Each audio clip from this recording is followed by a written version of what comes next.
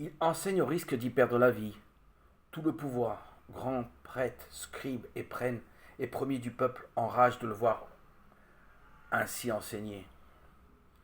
Et Jésus enseignait chaque jour dans le temple.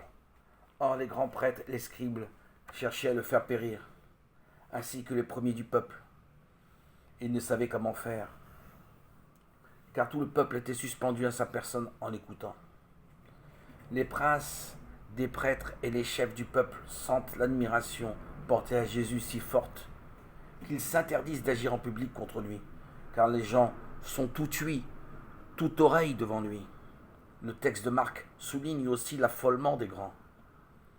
Jésus et ses apôtres viennent à Jérusalem, et cela parvint aux oreilles des grands prêtres et des scribes. Et ils cherchaient comment il le ferait périr, car ils avaient peur de lui, parce que toute la foule était ravie de son enseignement. Marc 11, versets 15 à 18. Pris de panique devant une influence qui risque, pense-t-il, de nuire à leur propre pouvoir, les grands prêtres et les scribes choisissent de supprimer Jésus. Notre liberté peut choisir le bien ou le mal. Même pour protéger son fils, Dieu ne l'entravera pas.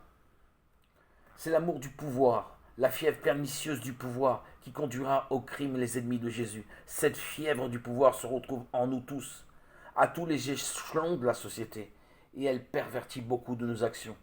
Elle serait menée soi-disant pour le bien public,